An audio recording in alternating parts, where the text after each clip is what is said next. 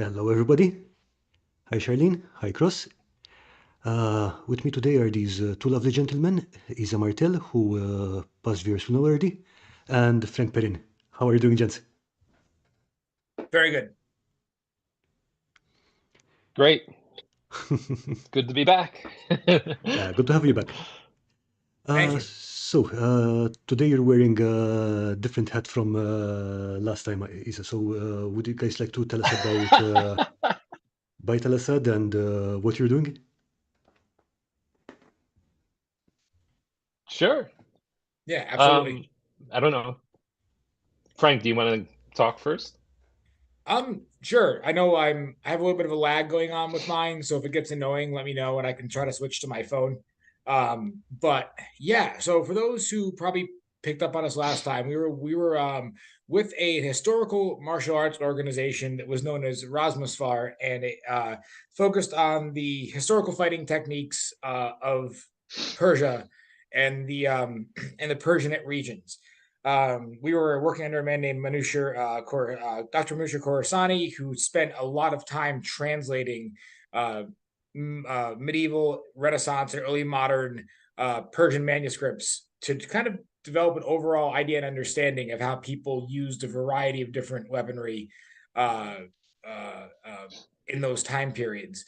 And basically, what had happened was we kind of spent a lot of time training under him. We had some professional and personal differences, and we decided to take our knowledge of what we learned under him and start to expand it into a new organization called Bayt Al-Asad, and that in Arabic means House of the Lion. And our new mission on this is to kind of take that knowledge and then expand into other parts of what we consider the Islamic world. We're not using the Muslim world, so to speak, because there are more than just Muslims living in this region of the world. They were ruling it, yes, but there were tons of other cultures and peoples living in this part of the world.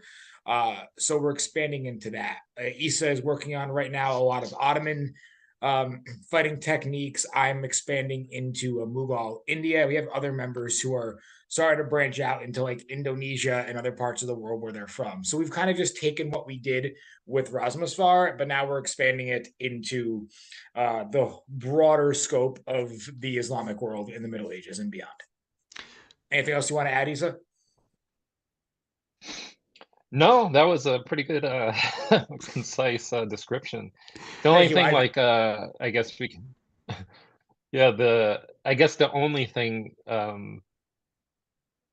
yeah, I guess I can't. I was trying to think of something to add, but there's pretty much nothing else to add. Yeah, that's what we're doing. Like you said, we're going into some Ottoman stuff and India, and I think it just reflects like our more like our interest too. Obviously, we have a massive interest in Persian things and kind of consider Persia like the core of the regional um, fighting styles, going back, you know, 2,000 years and so when it was like a massive Persian empire, and things branch off from there. But yeah, in general, that's what we're doing. We want to do things that we think are interesting, and also too, while we haven't really done this yet, our idea is to have more cultural things. That so it's not just like fighting, even though that's what we mainly do, but just things that might interest us, like um, maybe philosophical things about ideas about chivalry, and maybe cultural awareness of how the martial arts were presented within the cultural context. So I think that we kind of agreed a while ago that we're viewing a lot of things from the eyes of Westerners. So perhaps we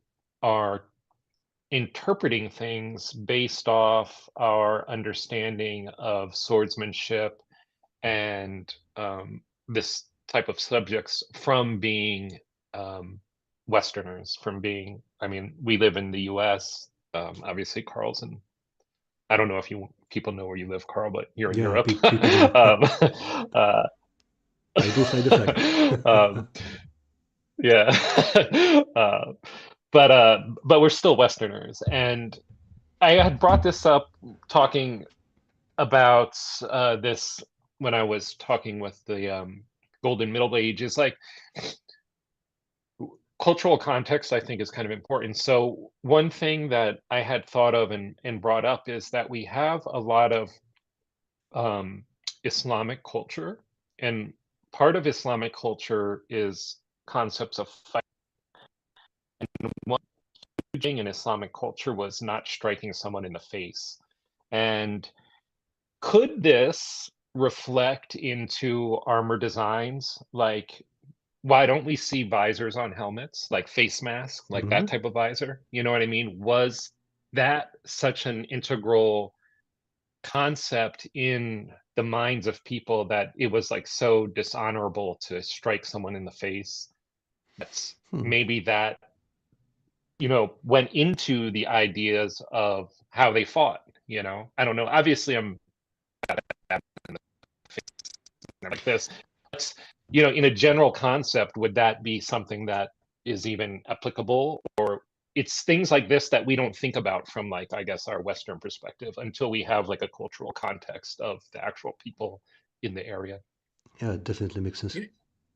It's funny you mentioned that, and I think there is some solid um ideas in that, because if you look at for example, Polish Saber, one thing I picked up from Richard Marsden working with him on and off as I have is that he talks about in Polish Saber, um yes, there is thrusting, right? But they're very careful on how that's delivered, um because if you're thrusting, that's showing a sign of intent to kill, right? And a thrust will get you Mm, arrested. With the thrust will get you arrested I get you. if you're caught sparring, right? But then some other fighters didn't like be very mindful of where their left hand was, because the Poles had these cheek cuts. They would try to cut to the cheek to show that they were precise enough to get the blow, but not heavy enough to kill you. Okay. And mm, that's very much a cultural thing to look into. When I've practiced some Hungarian and Polish saber, like, oh, what's the point of these really small wrist cuts? What is the point of that? What does that do? Well, if you want to cut someone in the face, you better make it light cuts, because you're not going to kill them that way. But Makes if you're sense. doing these winding Moulinet strikes around your head and you cut them to the face, well, you're going to cleave the top of their Yep. head open. So, like, I think there's precedent in that, Isa, because if you look at the Poles, they were doing something similar. Culturally, you wanted to show that you could cut the sides of the face, or better yet, you would put your hand down. So if you got cut, it showed that you could just take it. You just took those cuts. So mm. why don't you see in Polish saber fighting a lot of thrusts to the face or hard cuts to the face? Same reason. That's That, just a that's that just a that's guess. another interesting thing, because from the perspective of European martial arts documentation, most of what we have is concerned with dueling rather than with battlefield fighting. So I Mm. think I forgot which one it was, but I believe it was either Marozzo or Manchurino. Definitely one of the Bolognese ones, though, if I remember correctly. It was like what I'm saying here is for dueling, because for battle you do not require much art or variety. So, Mm. well, the kind of from the Persian source, for example, was that it's definitely more focused towards battlefield fighting. Yeah. Yeah.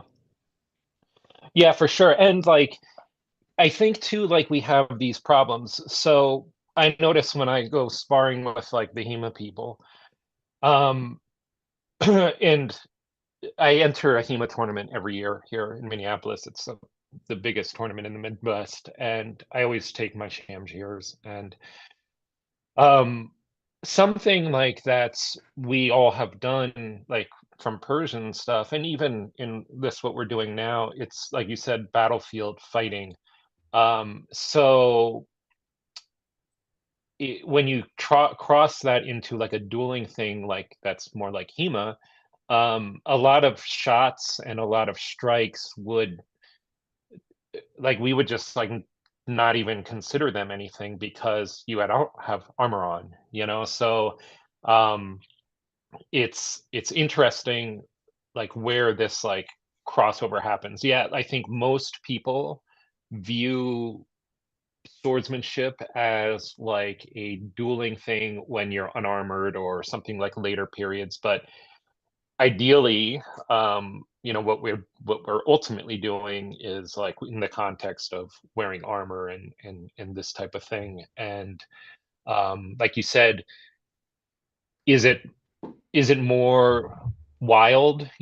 I guess it would be, because you would be fighting, and I mean, you'd just be like knocking. You're like a tank in armor, Yeah, pretty you much. know. Like there's only like so much points. Yeah, you're not going to get hurt, at all. Like from a sword anyway. So Yeah, and besides, you've got threats this all around like you rather than on this one threat in front of you. One of exactly. the So this one of, though like brings us into like kind of how I think like, I don't know about Frank, but like in my head too, it kind of like goes into like, do we want to develop the style with the context of you're in armor? So how can we bypass people's armor? What would, even though we might not be wearing armor right now, what would be the strikes for armor? Because if we practice a lot of, let's just say, HEMA, most of that stuff, once you put on armor, is going to be Pretty much, yeah. not, you're going to be doing a lot of swings that are just pointless. You know what I mean? Okay, so 1 second. Hi Questboard Train and hi Grimwood Games. Hi Dungeon Matron. Dungeon Matron is asking, Oh boy. how are all you lovely murder hobos this beautiful Yeah, Sunday? good. We are well, thank you. And I just shaved Thomas's beard. Does that count as a cut to the face?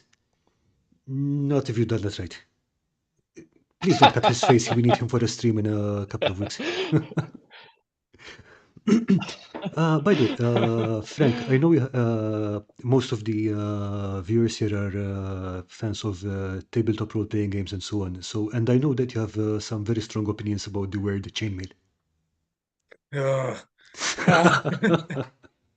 no, no, I joke, but the only thing that like linguistically bothers me is that you're saying the same word twice. And that's just like, well, it's the same thing with chai, right? Like chai Chai in tea, both, yeah. both in like various Indian languages, and in Farsi, chai just means tea. So you're just saying tea. Yeah. Well, that's the same like the Sahara. That's like the biggest thing, Sahara just means desert, but Really? All like right. when the I guess Yeah. when the whoever from Europe came and was like, "What is this place that we're at?" The guy was like, "It's the desert," and so it just got called the desert. Same thing with what's it called, the Shamshir sword. Oh, yeah. The sword Yeah, sword. yeah, Shamshir sword. Okay, so yeah. No, but I think the one that drives even more crazy though with tabletop, and even like I do a lot of casting NPCing at LARPs, and I see it in manuals all the time. Plate mail. What is plate mail? I don't understand what that means. Like there's plated mail, but plate mail, ring plate. I don't understand like what that means. Maybe I'm just being pedantic. yeah, Dungeon Matron is saying Labria Tarpits means the Tarpits. That's okay. Yeah, that's Yeah. very tari. But since you mentioned the Shamshire, how about we start showing people some steel? Yeah. All right. So, would go. Oh, there you go. Yeah, I already brought them with me. There you go. So, if anyone's curious, so I just want to make sure I'm hearing this right. So right now, we're just talking about Shamshir. Is that what we're talking about? Let's go over the weapons you're practicing because I know that you added some to the repertoire. Yeah. So basically, Um, uh, I'm kind of going to be drilling a little bit in the background when you guys are talking about this. So our principal weapons that we're focusing on, a lot of it we've drawn from our time in Rasmusfar, and everyone recognizes the Shamshir as like your principal Persian sword. And what I'm looking at right now, the version you see here, people think that this version with this curvature didn't like magically appear until the 17th century. Well, that's just not true because swords don't magically go from straight to curved Really? miraculously in 400 years.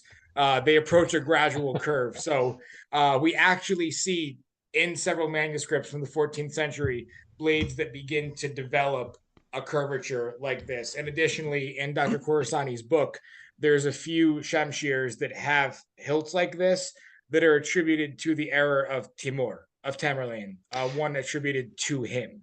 So Okay. there is some evidence that this look, which is considered the classical Persian shamshir, appeared much earlier, or at least it started to evolve that look much earlier than people give it credit for. And So it comes in something else from about this. the 12th, 11th, or 12th century, if I'm not mistaken, right?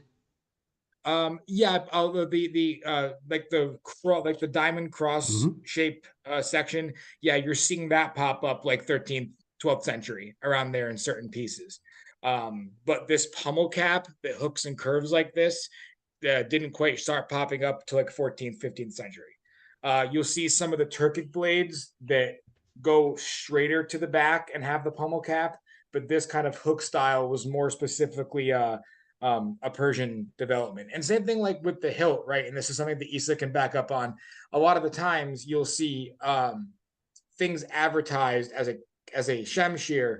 So it's a straight, it's a blade like this, but the hilt has more of a narrow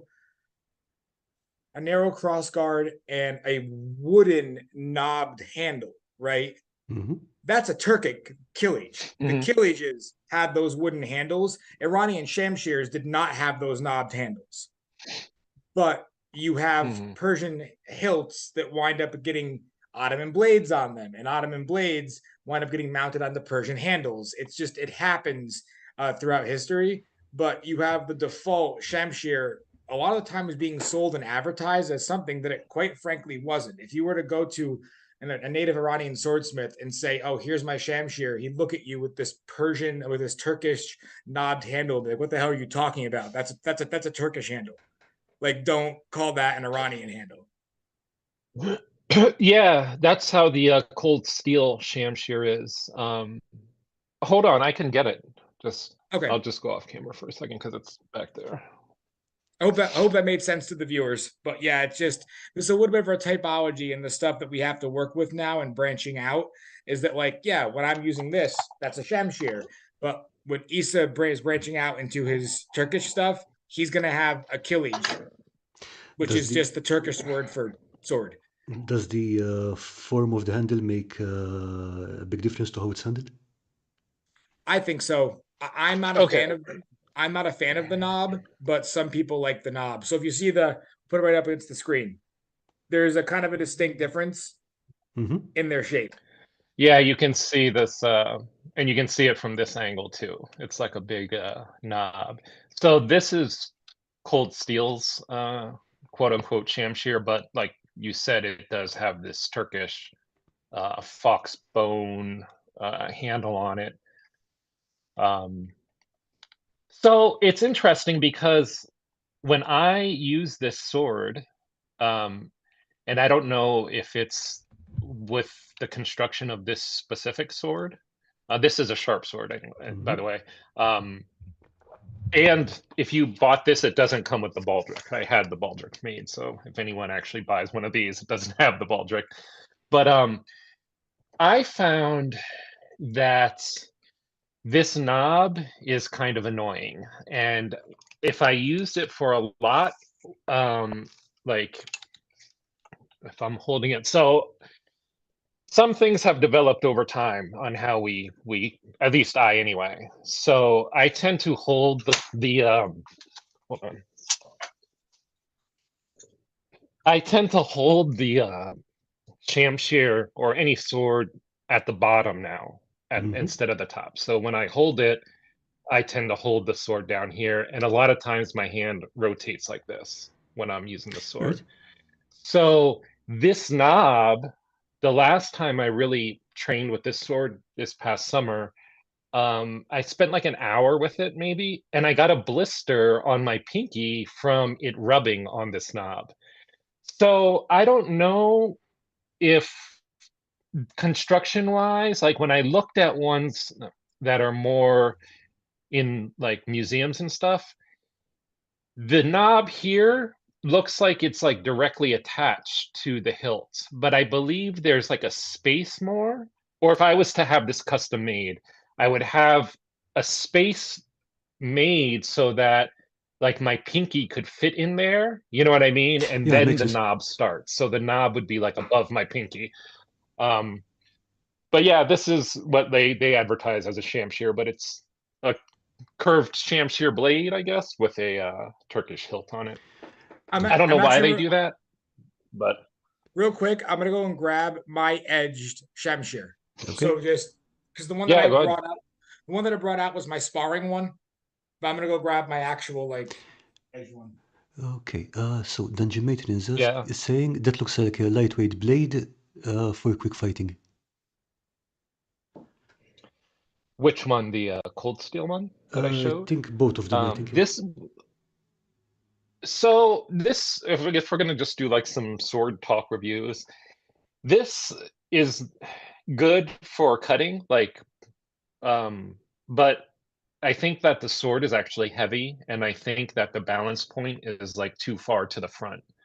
I feel that, like for example, my sparring swords that Sergey made, the balance point is like way down here, so you don't even feel the blade like when you're holding it. It's like you're just holding like the hilt. But with this, when you're holding it, like it feels like the weight is up here, so it's very like tip heavy. So if you strike, you feel like these muscles in your arm like preventing, like if you're going to try to stop it, it's like that, like these top muscles in your I got you. forearm. And I don't know, I don't, obviously I'm not a master swordsman from like the 15th century, but I don't feel that that's how it should feel. Like I feel that like the blade should be super light. When we look in the museum ones, the weights of the weight of the swords are like really light. And I mean, Frank can tell you, he just, I don't know if you know this, but Frank is now like this museum master. And like, How do you know? well, can like go into the museums and like hold swords now, so he Ooh, can nice. attest that they are like super light and the balance point is like lower and everything. So Yeah, no, I a couple weeks ago I got a chance to go into Worcester Art Museum and handle a bunch of period pieces. Now, mind you, these were like 18th, 19th century killiges and shamshirs. At that point, there was way less armor, too, right? They may not have been being used battlefield wise as much, so maybe they didn't have to be as durable. Maybe they didn't have to be as heavy. I don't know. But when I picked those pieces up from the 1700s, it felt like it was paper. I mean, they were light. And even like the Killage I picked up with the Yalman on the back, the raised back tip, that felt like it was literally in there to serve its purpose of you having to do less work to give more concussive force. All right. So yeah, I mean, so they're light. I mean, they're very, very light. Now, next time I'm in there, they have a Seljuk saber, which is much older. They happen to have one, and this isn't old. I mean, this is a Seljuk saber, so this thing is freaking rusted and rotted. And I'm gonna try to pick it up, but who knows if they'll let me? We'll have to see how the weight is on that, because that's several hundred years prior to the ones that I held. but is it the weights or like how they push the balance point all the way to the like, at least this is what how I interpret it. Like the weight of the sword might be the same, but if they like tune it so like the balance point is closer to your hand, that'll eliminate the weight of the blade and feel like it's super light. You know what I mean? Like that Yeah, that I don't know the weight off the top of my head of that cold steel one, but I believe it's similar or close to the same weight as my sparring ones, but my sparring ones feel way lighter. You know what I mean? Like I said, it's like it feels like I would imagine like you're holding a lightsaber or something, because you don't actually, Um, you just feel the hilt, you know, as opposed to the blade too, you know. yeah, but yeah, the point of balance does affect the perceived weight quite a lot. Okay, so let's see. Yeah. Hi, go for it painting, and hey, hi Tina Martins, good to see you. Uh, so apart from the Shamshir, I see you put a spear behind you over there. Oh, I did. It's my favorite. Ooh. So this is a Neze. It's a Persian spear. Look at the size of the spearhead. This would be on point to what you might consider a hewing spear or a partisan almost. This is giant. Under my time in Rosmusfar, I was not expecting the Neze to become my favorite weapon, but it absolutely has. And I trimmed it a lot. Isa can recall when I plowed through 12 people in Philadelphia with a spear. Because it's my favorite. It's my favorite weapon, and I've just trained a lot with it. But yeah, the Neze, from what Dr. Coruscani had taught and what I had seen in the manuscript and the miniatures, there's a lot of cutting with this because of the size of the head. So not only is it effective at the thrust, but you're seeing people in these miniatures with these cleaves, like they're beginning here and they're ending with these cleaving strikes down. And that's going to be really good at obviously cutting, but also if you've got chain, which in Persia, India, Turkey, most of your shoulder protection in later centuries is going to be chain, right? That's going to suck getting dropped on chain. That becomes the equivalent of like a poleaxe. Yeah, I mean, look, The size if you've of got a steel helmet on you, it's still going to ring it like a bell. You're still not going to yes, like that. Yeah, yeah. and you can drop Yeah, the weight. and like you mentioned, Yeah, so yeah, sorry. Yeah, so like you mentioned with the weight, yeah. Yeah, you can drop the weight right onto your that spot here. Like if you look at like my armor, for example, is perfect example. And even like the Safavid armor has the same type of back shoulder plate here as like my as the Krug. It is just mail like right there. And in Buhurt, to be honest, that's why I don't do Buhurt duels, because with a pole arm is because I don't want to take that hit and get a broken collarbone, you Remind know. me, are the Buhurt ones the ones that Generally, use like you have like the rebated Euro. weapons? Which one's that? Yeah, yeah. Uh, Yeah, they use the rebated rebated steel with armor, steel alright. pole arms. Yeah. So it's but if I was to get hit there, you know, it would probably, with these big ass dudes, you know, that are like you know. But and also another thing too, like to Frank's point with like the length of the spear, even if you land that shot and you can draw right through there, you know what I mean? So the shot, the the impact of the shot could break the mail, even if it just popped one or two rivets.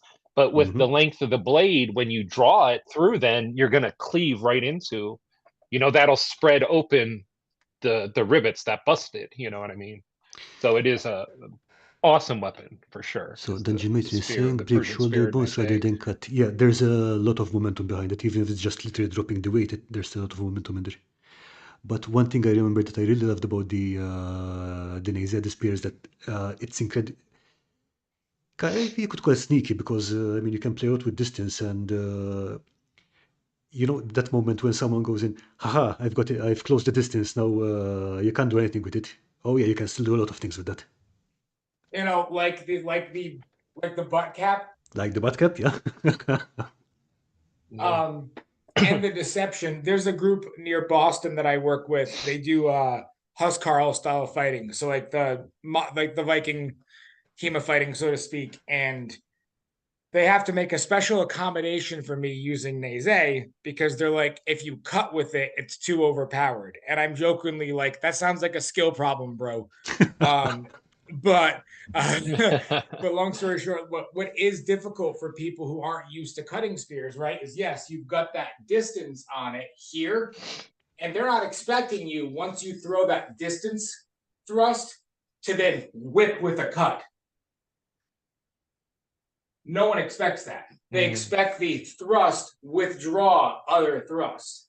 This is a thrust, whip a cut to their face. And no one is really expecting that from a Yeah. spear.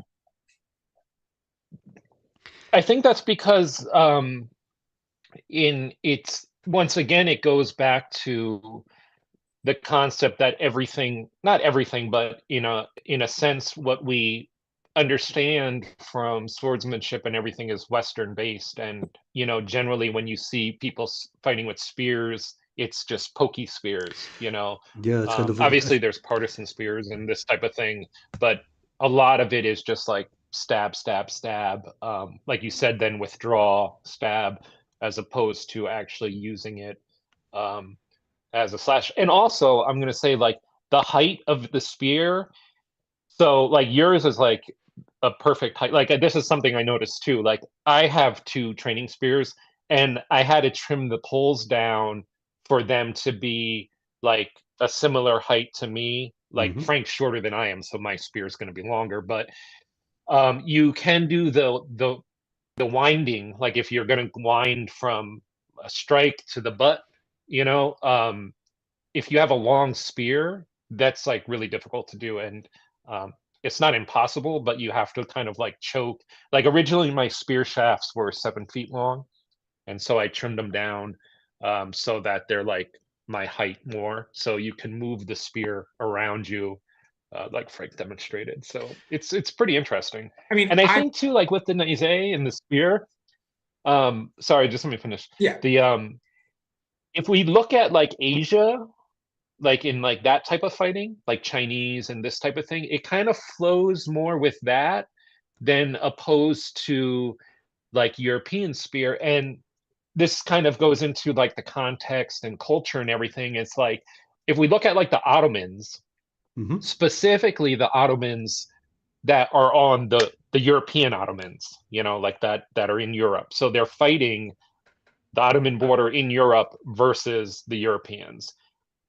What if we look at like the weapons that developed there, they had like Frank pointed out, they had like hammers, pole axes, these types of things, because that would penetrate the armor of Europe. But if we look on the other side, right, like if we go to the east, would you need these types of weapons? Because the armor and the culture of fighting is completely different. So the Nize with this type of blade would function better, in that context, because you don't have like plate armor really in Yeah, I mean, Asia.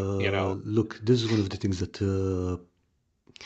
when people say, hey, this armor is worse than this armor or whatever, I mean, like Japanese armor is worse than European armor or whatever. No, it was made to Yeah, solve a problem in that particular place and with those particular resources. They used it, so it must have been doing something useful. And correct. Exactly. Yeah. and Yeah. another point with people assuming that, because I mean, spear spear is really used to mean too many things. I mean, if you look at 14th century Italian manuals, the instructions for the spear specifically say cut, apart from thrust. Yeah, but translate. They were pretty vague about it. Like, I mean, they don't specify. Okay, you're going to use your long sword or you're going to use a short sword, whatever. They just say sword. This whole classification thing is like, I think it's more of an 18th century thing, to be honest. So mostly it's like, yeah, if you have a blade spear that has a long blade, you can do this. And Dungeon Matron has a question here: can you uppercut with the blade of the spear? Oh, like ascending strikes? Yeah, for sure. Yeah, I mean, I'm here in my living room, and I mean, I can strike up if I'm literally from And center you line. see like and you can see like what Frank is doing here. So this would be excellent because the ascending cut would most likely target like someone's armpit or something, which Yep. would be like the weak point in the armor, you know. Even if there's mail there, it's that same thing. Well, it could break the mail, and then the follow through of the cut would just cut right into you. Frank's I cats guess do you not can seem to be like amused. hit someone on the head with the ascending strike too. Be pretty vicious. Oh yeah, absolutely. Yeah, we have some other weapons though too. Okay, bring them on. I guess, yeah. He said, I don't really, Frank, bring on like some Indian weapons, I "Oh yeah, guess, cool." if you want. So one of the big These are like things. the cool things that we're starting to do now. Yeah. Oh, he said I should go and get the chain ripper in a minute, and I will. Um, but basically, one of the bigger things that I wanted to look into since branching out was the Qatar. All right, and that's the punch dagger. We've all seen these, right? Everyone calls them assassin blades, even though these are the worst thing an assassin could possibly carry.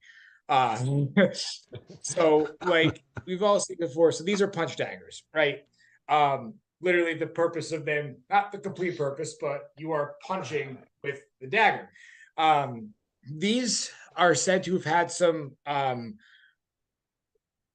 earlier versions appear as early as the 13th century. So they say that you can see some rock reliefs in India where there are Qatars as early as like the 1200s, but they don't look this advanced. They're like one single crossbar and they look really uncomfortable, but they do exist. Um, what we're playing around with the concept of the Qatar is if you look at northern India, we're looking at Mughals, primarily speaking.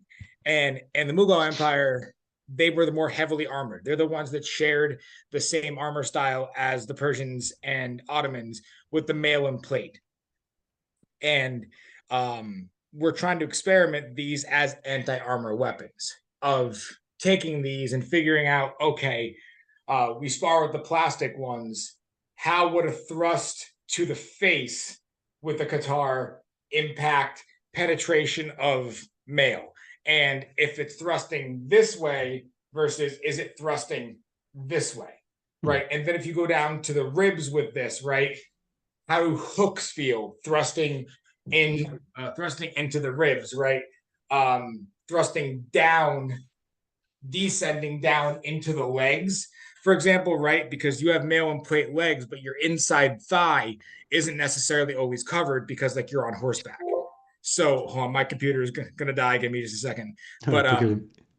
we're looking at these in terms of anti-armor, whereas opposed to southern India, where it was more textile-based armor. Then we look at, okay, how are these used for cuts, right? As well as thrusts, because you're not going to take these and you're not going to cut at plate armor, but you're definitely going to take this and try to expose the gaps and pierce mail. So Issa, I'll let you take over as I get my charger. Yeah, sure. Yeah, so like with the guitar, we tried a couple things. Frank has tried it more also. But those were things that we were trying the last time Frank and I were together was the uh piercing through the armor. And you can see that in the miniatures. A lot of times it's always like a picture of the guy with the guitar. He's like very close and kind of under his shield and like punching into like someone's abdomen area or something like this. So speak Which about. at that range would be awesome. Like you can even imagine you get close. Obviously, it's a close like you got to be close to do this. So perhaps once they entered the grapple or within that range, instead of drawing like a dagger, they would draw like a guitar, and Yeah. you can use it like that. Thing about it is that I was always confused because it seems like something that you would use at a dagger distance, but a dagger just seems much more practical. I mean, it's easier to draw, it's easier to maneuver. And look, once you're that close to someone, it's very easy to find gaps. So I was always very curious about that. That makes sense. And Yeah, I agree.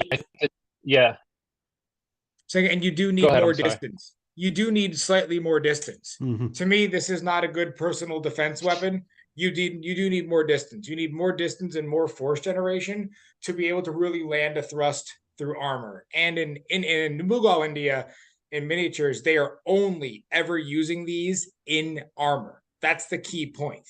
But when you look at other manuscripts from southern India, there are people out of armor using them.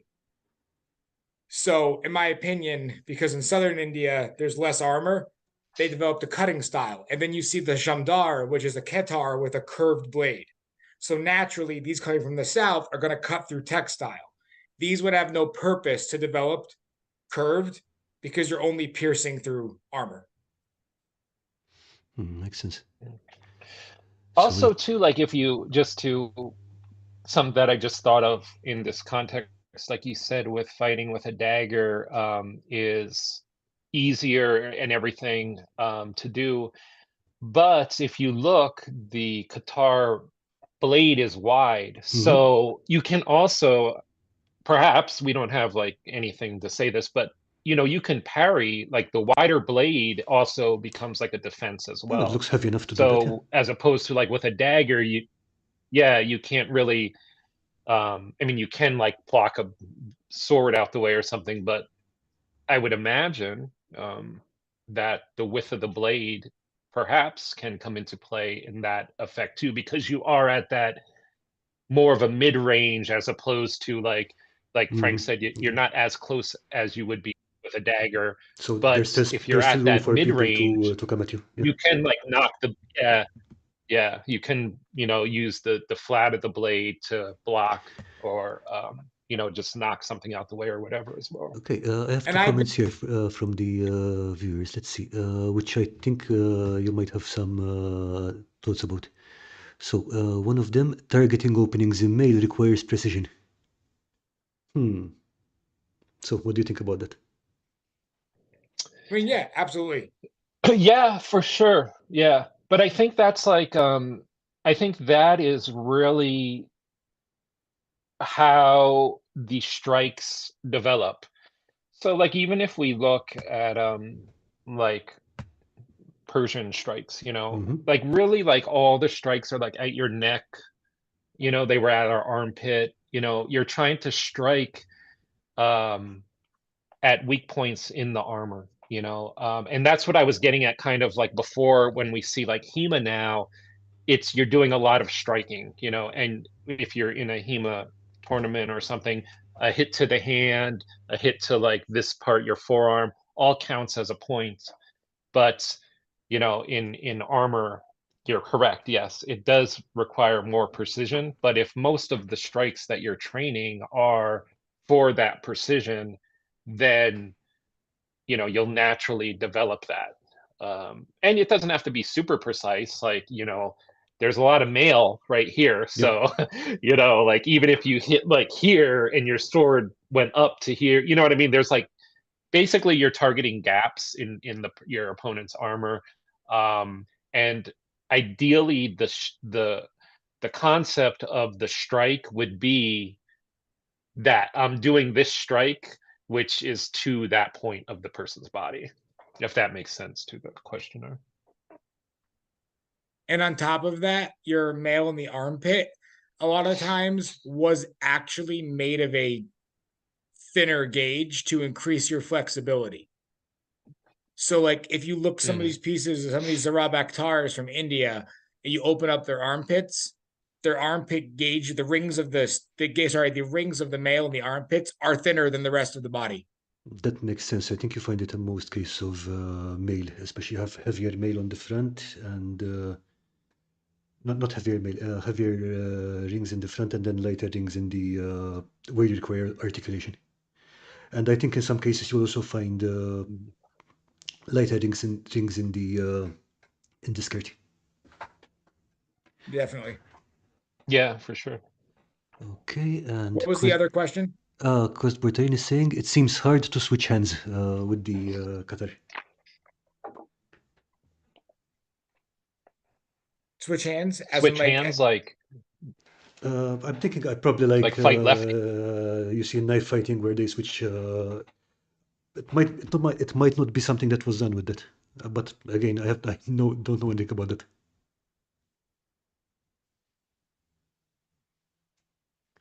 So are you meaning like literal transition from one side to the other? That's what I guess, but it doesn't seem like something that you would do in the middle of a fight, for example. Yeah, I mean, I granted, yeah, it's could be a little trickier, but I would see it more so of not really needing to switch sides necessarily, because if one person is right-handed, right, then like you have the ability with the right side. If you're going to try to intercept them with a sword strike from the right side, then you're set to step offline and get in that armpit anyway. And a lot of the times these guitars were used with a doll or a separ, right? So, like, what better way to have it in your right hand than to parry the sword hit and drive that thrust into the Hmm. armpit? If it was switched up, I feel like you can't step off line as effectively. And if you parry here and try to thrust into their right arm, you're still on line with them. But moving the other way puts you offline. Their sword's going to go past your body, and then you thrust into their armpit. That's just the way I'm thinking about it. Is that like it's better to keep it in one side anyway because you want to exploit the side that's less covered. And believe it or not, the sword arm is less covered than the shield arm. That's just the kind of way that I've played around with it. Also, too, yeah, I agree, but I mean that just points out too that um, you know, you should train, just in general sense, train to be ambidextrous, and you wouldn't really have any issues. But switching your weapon to your left hand, or vice versa, if you're left-handed, switching it to your right hand, because you're gonna find left-handed people are generally like now. Back in the day when you were in the military, they taught you, you know, we're fighting right-handed. Like that was the thing, because in a formation, it all Hmm. locks together and everything like that.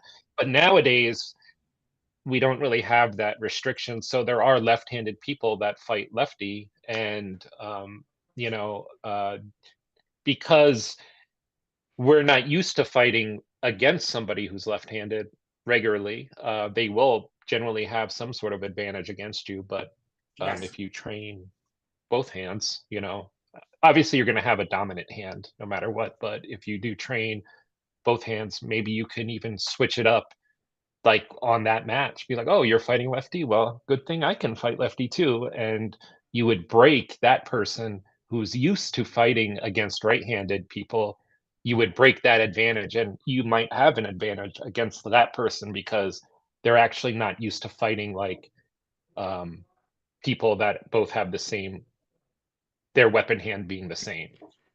Yeah, luckily And my friend Franco is left-handed, and I get to spar with him pretty often. So it's like, it's a challenge, right? oh yeah. I mean, most techniques are not designed to work against left-handers. That's the thing. Oh, we don't need techniques against left-handers. Everyone fights right-handed anyway. Yeah. And also, it's not uncommon. It's not uncommon in the Persian and Indian miniatures to see people using weapons in their left hand. It's Hmm. not. That taboo wasn't exactly there.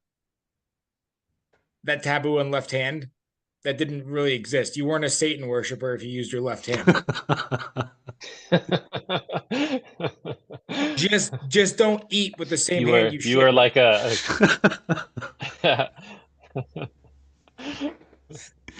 So, Frank, I saw that you had yeah. a weird device in your hand earlier. Oh, okay. This one's fun. I meant Issa and I will play around with this at some point, but we're going to be extra padded with this one. Um, one of our members has a friend, I think from Indonesia, who makes weapons. Who's a startup smith, and on a surface level, it may look like a regular old hooded guitar, but then you pull it, and it's a sawtooth. Holy shit. So it is, yeah. So it is a sawtooth guitar, and I got this thing as a gift, and I'm like, listen, I'm not complaining. This was given to me for free, and it's awesome. But then we're like, okay, what? Why? Like, what's the point? But I don't know. It it has a lot of hurts. points. Yeah, a lot of points. But it hurts. Uh, A, it hurts. B, it's terrifying. And C, what we played around with, is maybe the point of this is not to necessarily cut or thrust, because if you look, even the museum examples don't have a tip. They're rounded like Mm-hmm. this.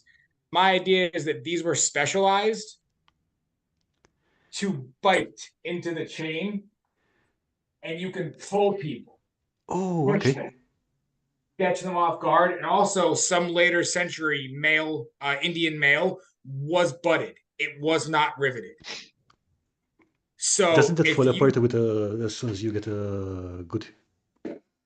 what? Doesn't that start to fall apart as soon as you start laying into it? Yeah, it does. But think about it. I'm sure not everybody back then was affording riveted mail, so it was better than nothing. So maybe quality of craftsmanship fell apart. I don't know. Maybe sword techniques were designed more for cutting than thrusting. I don't know. But all I think about is how easy it would be to link this into butted mail and pull it apart. Yeah, I mean, it would give you a lot of control over whatever it bites into. Well, Dirty Yeah, Basement that's Terrain what is I think too. saying, Like once you land that shot, when you land the shot and you pull, it'll just rip the mail apart. Also pull your opponent. I mean, if it doesn't Mhm. tear the mail, it'll, pull your opponent down or whatever as well. So, Dirty Basement Terrain is saying it's not a question of why, but why not? Yeah, why not? And Campaign Terrain is saying I caught one of those fish. You know what would go really well with that one? A boomstick. Yeah, attach this to the end of like a musket, and you got a good old like that's terrifying. A pole saw in your hand, yeah. But yeah, eventually we're gonna figure out how to play around with this more. But the idea of even light contact movement against someone with this, it is scary. Yeah, And yeah. I mean, it looks it's got to scary. be very, very, I'm seeing it on video, and it's like, yeah. But yeah, we're gonna play around with it more. And Were I the know teeth sharpened, do you think? it'd be interesting. We'd have to ask Rayloff, who has a lot more of the sources on it. I'm sure maybe he could tell us. Yeah.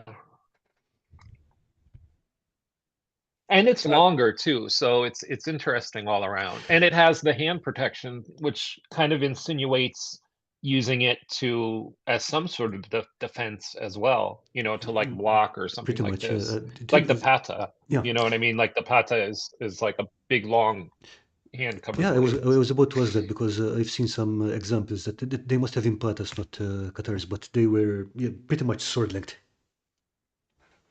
and I guess like Yeah. you could catch things kind of with it on swords, incoming weapons, but because things like the Towar were a draw cut, that would just draw right Mm. through. So I don't see the point unless you're using someone against a straight sword. Or if someone has a spear, this would be a great weapon, I think, to deflect spears that would bite into the spear shaft.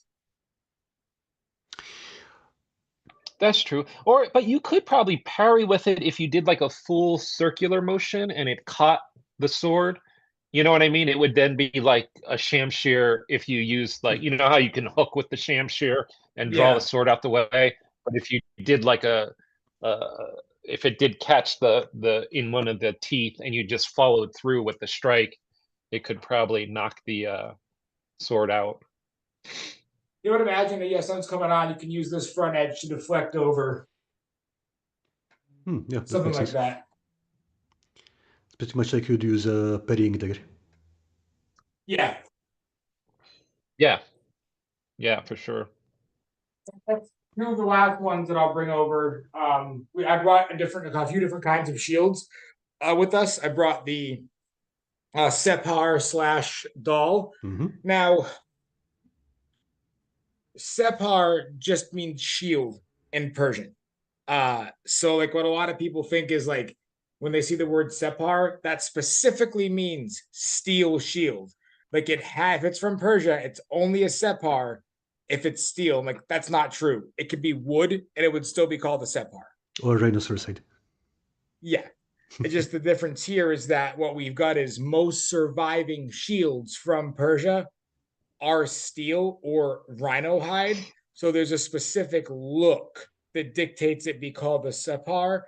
And that's mostly from like 19th century museum curators because they went and bought one and they're like, oh, what's that? And the native dude who speaks Iranian, who speaks Farsi, goes, separ, separ.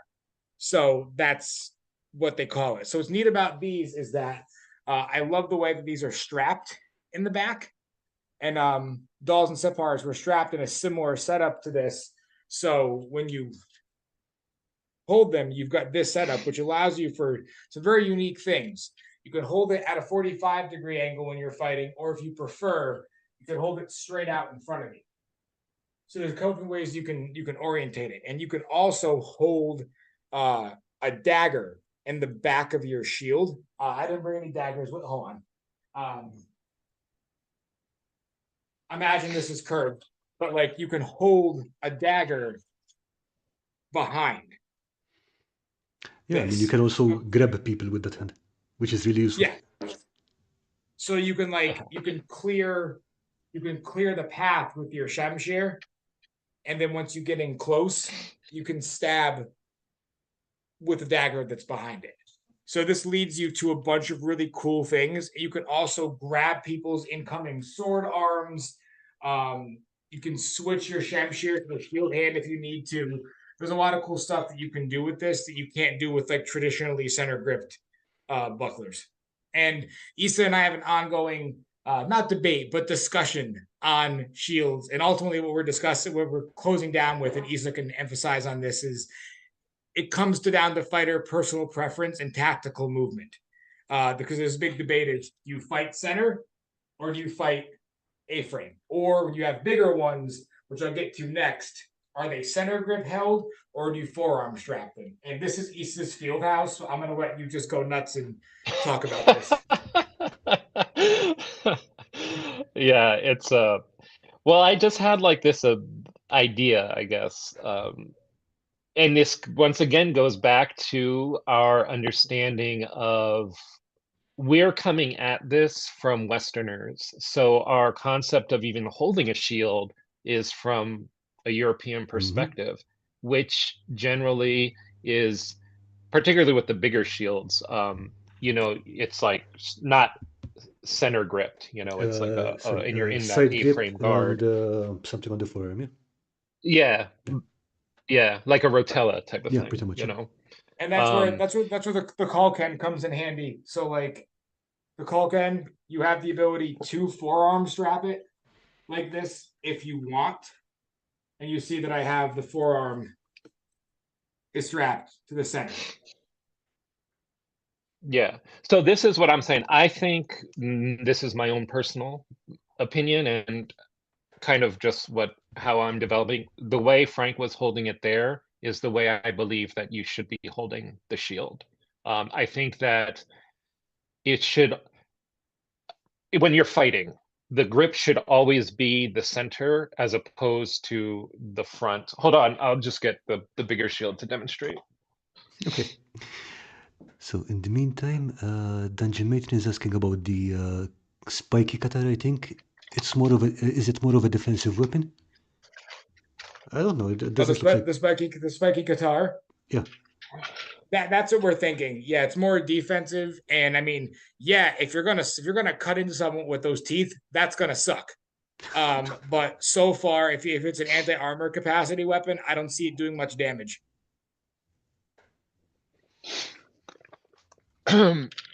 So see, we have like the large steel sapar here, which is the same size as the Kalkin. So these are the same size, this and this. So you see that it has like the three grips, or 3 points. So I am under the opinion that it should be held in this manner. So you can see this other strap. Let me see. Is basically to take to your right. Yeah, there you go. Yeah, there we go. So this strap the, here is European basically way... to offset the weight. Yeah. But when we first got this shield, I did do a video years ago talking about it and talking about holding it this way. Mhm. As time goes on, I think that when they were held this way, it might have been for shooting, like if you're shooting your bow or something like this, or specific maybe like movements. Like I watched this video, the guy, he had a Kalkin and he was like a Turkish archer, and he did this formation where he like huddled up and held it this way, but when you switch to fighting, you like kind of go into the center grip. But in any case, like the center grip, like what I realized is that you have this much more shield now, right? Mhm. As opposed to your hand being there, which theoretically involves less movement of your shield. So my hand can only be here this high and still cover my head, as opposed to me having to put my hand this high, And you know? exposing your armpit and But it does make ultimately, sense. Yeah. yeah. But ultimately though, what got me thinking this is with the smaller shields, they're all center grip. So essentially, if you change from it being center grip, you're going to have to then essentially have a different style of fighting, right? But Mhm. if you use the shield from the center, all your fighting techniques just apply no matter how. Like if I use this little one, I can use this little one just that has this, single grip here. If I use this, I can do all the same shield moves by, no matter what size as the shields get bigger, if you're all holding it from the center grip. So it kind of was like illogical to me from like a practical perspective that at some point you would change the grip of your shield after you learned all these techniques holding the shield from the center. That's Yeah, just me personally. it does make um sense. and I kind of think too, like the movement. I think that we use the shield, and once again, this is kind of from our perspective, once again, as Westerners, and we go into like a cultural context. I think that we use the shield, the default, as like a defense. But I think correctly, if we're using shields that are in the Middle East, like Persia, Turkish, Mongol, Timurid, Hmm. it's like a secondary weapon as opposed to just a defense. Okay, so you're saying there's So more of once you get a into punching like, with it and stuff like that kind of thing? exactly, yeah, yeah. So like you're dual wielding essentially, but your Mm. secondary weapon is a shield. So if we view the shield as a weapon as opposed to just something to block with, you're it then gets to more like the descriptions we see or we read, about this area of fighting. It's always like these fantastic like slashing and they're moving around and everything, you know what I mean? Yeah. So I think that like lends into this. It's like, okay, clearly they're using their shield arm or whatever to actively move around and all this. So it kind of led down this rabbit hole of this, but that's kind of like the basis of that perspective of it should be held in the center. But I mean, I talked to a lot of people, and some people are like, well, it depends, and personal preference and everything, and I'm sure all that comes into play too. But I would imagine at some point there was some formal way of teaching how to use the I would shield. imagine so, yep. It wasn't like just pick it up and hold it however you want. Yeah, and you even see in different manuscripts with things like the Kalkan, because the Kalkan exists in Persia, it exists in Turkey, they have it in India, and like there are some places where you see a shield this size with someone's hand in the center, and it's gripped and it's strapped here on the forearm. But then there are other times when you just see a shield this size being held out like this in Hmm. the center. This Yeah, to me is like, do you want to die because you're gonna Yes. die? That's to me, that doesn't make any sense with a shield this size because of the leverage. However, the smaller Sephars, by all means, hold them out this way it's not gonna fold in. But yeah, and I made that point, and that's why I think that that third strap is on the shield. It does prevent the fold from closing in that way, as well as taking the weight off. You know, when you have it, uh, you're not going to get the fold like that. Yeah. So if you hit there you go. That's like the demonstration that that strap prevents that from happening as well. But to me Um, personally, but this feels like a wrist break issue. Thinking about That's it, what that feels like to me. if you've got a big guy in armor charging right through that, yeah, I think the big guy in armor is heavier than your wrist. But that's I agree. But that then goes into like the deeper element on how we're using the shield. So I think that like really while the depictions you see in the manuals, it's like a static position here.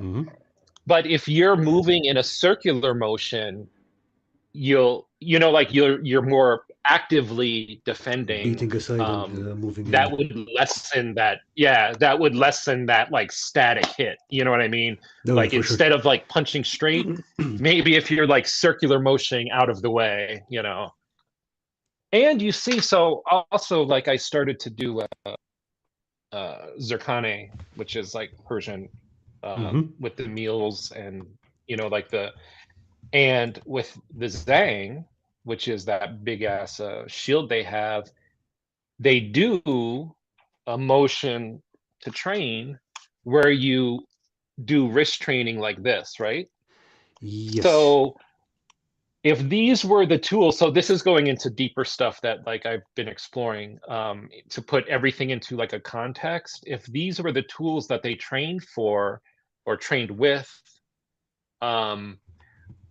wouldn't that be a defense? You know what I mean? Like maybe it would be like a shield, like you're punching this way to get out the way, but they are training, if you watch with the Zhang, they do this move, they do this move, Okay, Isaac, So could you give me are we? a second while I get the ones I had built so that people have an idea of what you're talking about?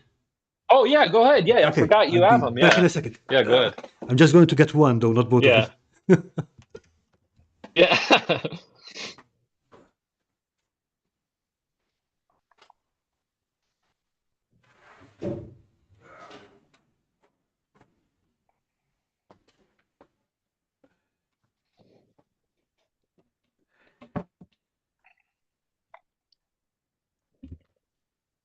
Okay, I'm back. One sec. So this is what Isa was talking about, and they come in pairs. So it's I basically. forgot you made those. They're pretty Yeah, it's awesome. been a while. Yeah. I think it was 2016 or 2017. That's right, you did. Yeah. Yeah, and these things are heavy. Yeah. But like if you watch the like videos of them in like the doing it, they do those wrist motions as well. So this all got me thinking, and even like more kind of like breaking our Western mindset and trying to like look at the actual culture and be like, all right, well, these are what they're training with, and these are the training moves that they're doing. So why would they, if this is like the shield training, what, you know what I mean? Like, wouldn't that perhaps incorporate into something? And if you watch like Turkish sword dancing, when they have their shields, they do like a block like this way, and they do like a little move this way. So yeah, I mean, if it I don't exists in know. a I training think it routine, it all probably exists for a it comes reason. together, Maybe that's Exactly, what yeah. thought of it. Um, yeah. So that's kind of what I have been getting, and even like with swords. So I have a meal. Here's a small meal. So this one's light, but this kind of goes into, like I said, how I now holding the sword from the bottom a while ago. But then when I started to train with this, I was told that the correct way to hold the meal is like with your pinky on the like pommel, right? So Kind of this looks like like it kind of looks like the way you would grip a saber. has you. Yeah, exactly. Yeah. As opposed to holding it up here. You know what I mean? So it's not a So hammer when grip. you're Yeah, holding all it right. down in this way, you're doing exactly, yeah. And like you're holding it like the bound, like it would be like this in your hand. Like so you can hold it like this way with just these fingers, and it's like resting on um this part of your hand here, right? So it's resting on here and gripping All right. with your pinky. So then, this comes into play. And then what I haven't really talked about yet, but what I think is that if we look at certain sources, like there's like some manuscripts that describe like the swords going behind their back. Mm-hmm.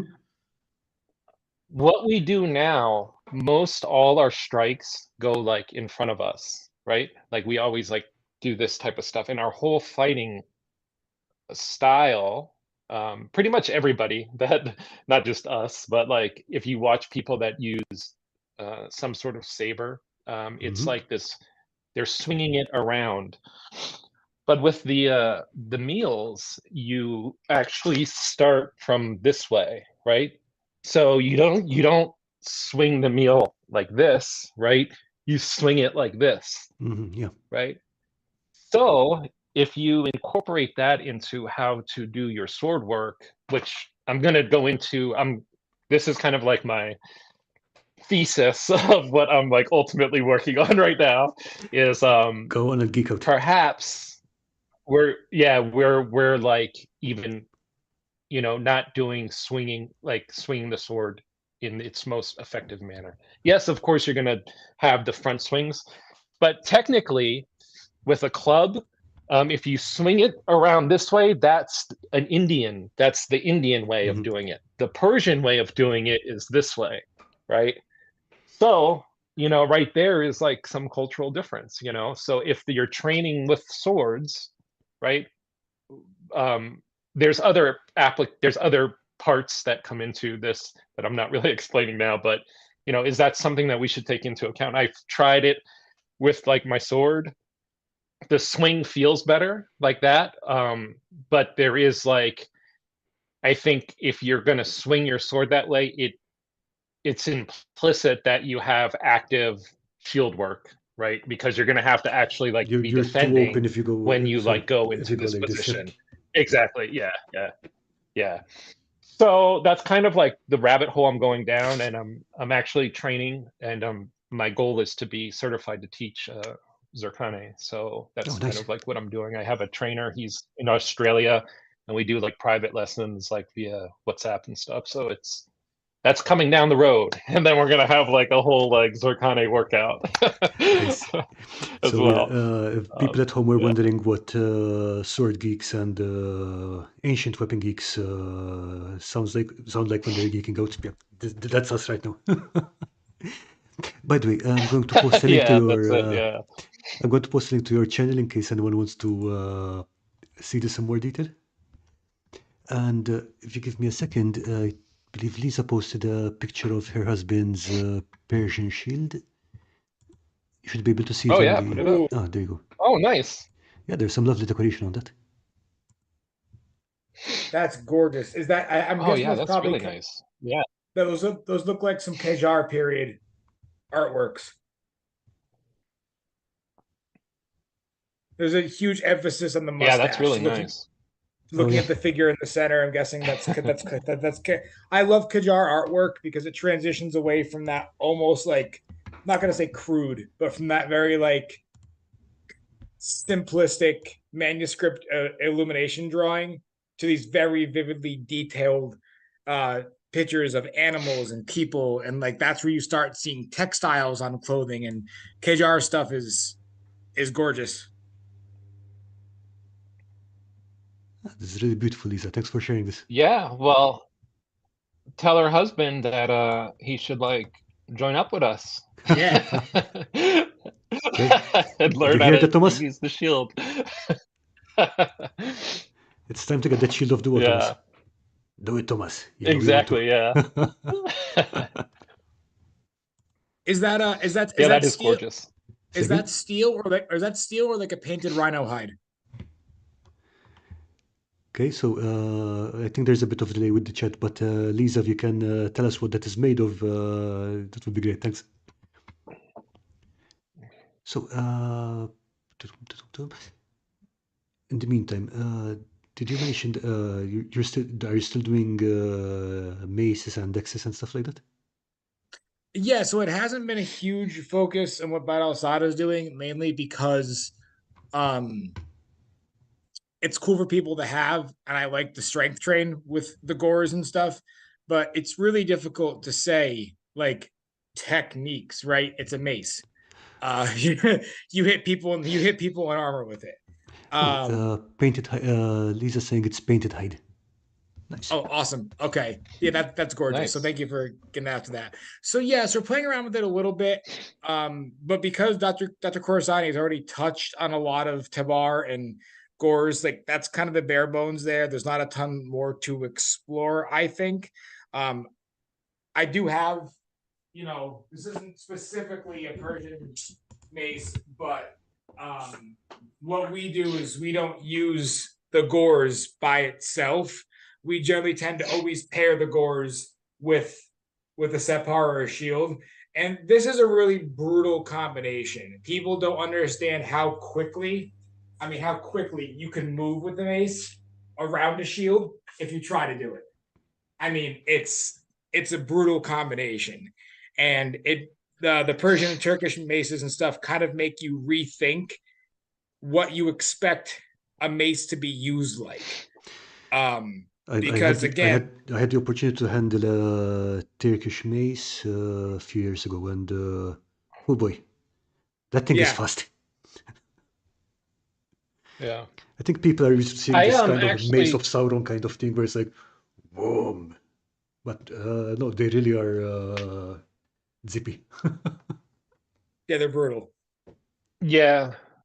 I have been practicing since I have been on this like month-long at home thing. Um I have used this is like a an axe, right? So Hmm. if you look at like the length of the handle too, I have used this. I started to do the meal moves with the axe, and they work really incredible. And I think it's because the weight, it's like top heavy. So the swinging of the axe like this, um, really works extremely well if you're doing those same types of motions. Okay, just to be clear, But like sorry, Frank sorry, said, Isa. Just to be clear, the mill is the training club that Isa was showing earlier. yeah. Um, so like Frank said, technique wise, there's it's not as finessey, I guess, as a sword. No, I guess not. It's pretty much you're hitting someone with you're hitting someone with an axe. Yeah, it works. Yeah. Evolution of Gaming is asking, are we going to need to bury any bodies? Not today. Not today. If you cross our path, I guess. So I really quick too wanted to get through a couple other weapons that we had out Please go ahead. that I brought out. So a lot of people, I know Isa's pretty knowledgeable about these too, but a lot of people think that in Persia, that the only swords that were prominent were the Shamshir, right? But in later centuries, specifically dueling swords did become a thing that were used more in the mountainous regions. Um, and those come in the form of the kame or the kedar, which a lot of you may recognize as the kinjal, as the Russian kinjal or the Caucasus kinjal. And I wanted to bring these out. So these start popping up, and I believe the height of them is looking like 18th through 20th century. These are popping up. So if you look at the Kedar, So the kame, it is a short, double-edged sword that is used specifically for dueling. And then you have the kedara, which is my favorite. And this piece is beautiful. I was shocked. This is from Devil's Edge from Cult of Athena. It was like $89 and it's gorgeous. But this is the kedar. This Ooh, is the pretty. single-edged dueling sword. So it's just the single-edge variant. So these are basically like you live up in the mountains, you're away from the city slickers, and you are mad that someone stole your goat. This is the dueling weapon that you pull out. So if anyone's seen a kinjal, it's essentially the same thing. This is one of the weapon styles that the Caucasus peoples transferred to Persia. Generally, there's a weapons transfer from Persia outwards. These two were ones that got transferred in to Persia. Okay, since you So Issa, mentioned, was there Yeah, I anything? was thinking about yeah, I was thinking I have one here too, a sparring one. But I was thinking like I have this one for sparring. So it's not edged, but it's for sparring.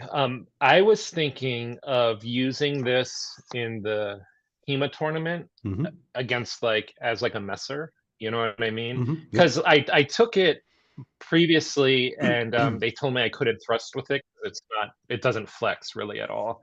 Um, so I didn't use it, but I'm thinking like this year, coming in May or whenever it is, I might use it just as like a kame and just like use it. I in this tournament I do. It's mixed steel, so you can bring like any weapon except longsword. All right. So and you're paired up against. It's not like the same weapons, so someone might take whatever and you can Oh, come and take whatever that's as well. that's a pretty interesting mental exercise. Oh, it's awesome. Yeah, it's like the coolest. It's like the only HEMA tournament I enter, and I just enter that like the mixed steel part because like last year I took dual shamshears for a couple matches and I took my Sapar and my shamshear. Um, but I might add like this year I might just add that and just try a couple rounds just to see how it goes. But it does like another point. I don't have one to talk about here, but like a kind of a direction that I'm kind of going in is like with like a yatagan, and Oh, those are lovely. I kind of think that like yeah, it's similar in size and shape, except it has like the oh there you go, Frank got one right there. Pretty. So if we look, these kind of like developed at the same time we have like the European plate developing. So, going into like some context, was this designed to get around plate? Because it's much more effective than a shamshear or a saber to if you're going against someone who has plate mail, or as Frank doesn't like it to be called, um, because the front curve, when you hit, you're going to hit harder, right?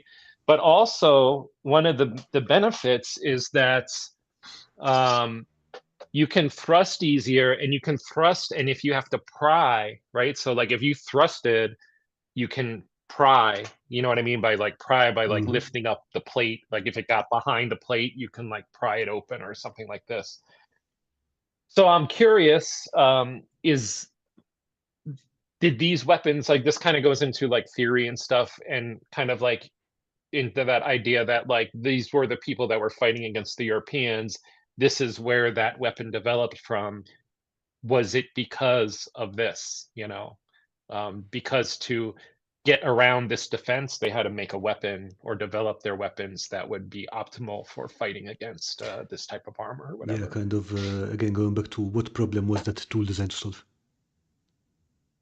Exactly. Yeah, for Okay, sure. we have a question from Questboard Terrain. Where is the tournament held? The mixed steel one, I think.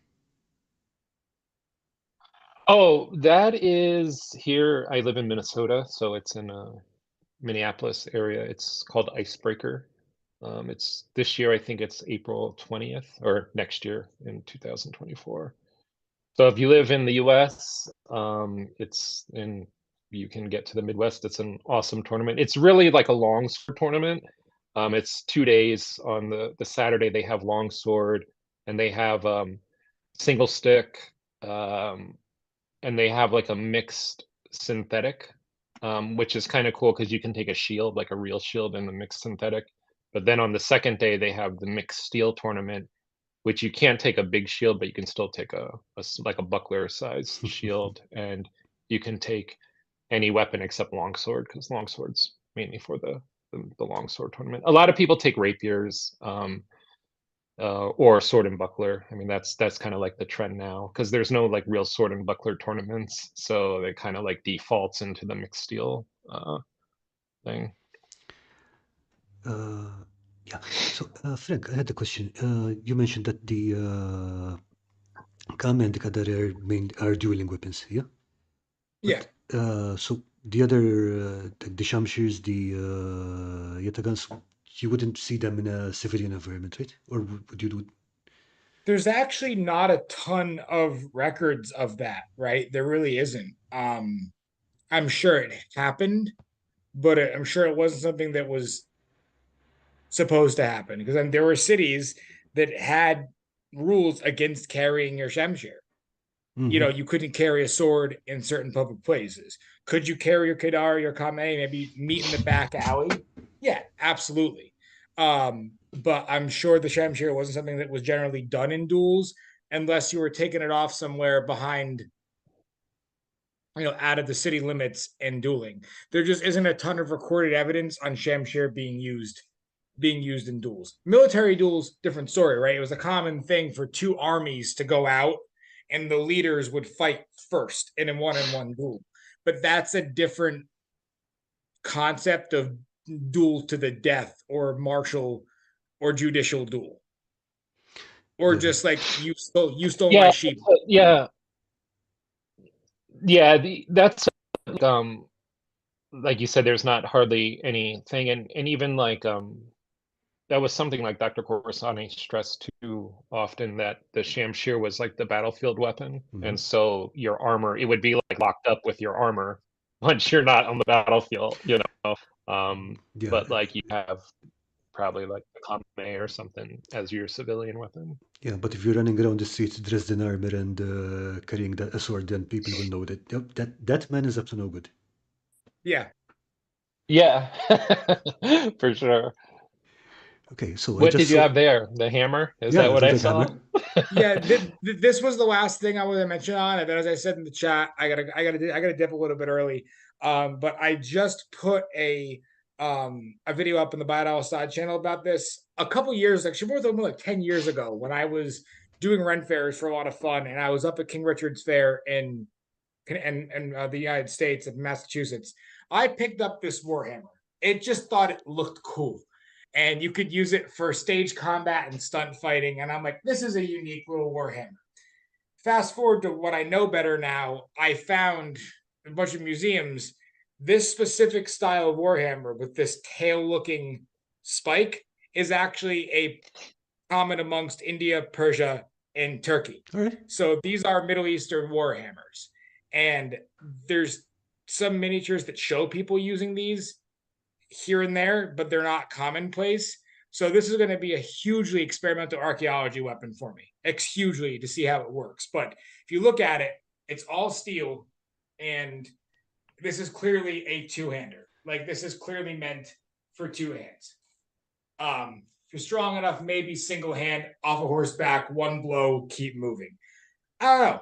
But what I was noticing about this that I really thought about with the spike end is that not only can this be used to pick through armor or chain or the plate, or you think about Issa's Krug or other kinds of plated mail,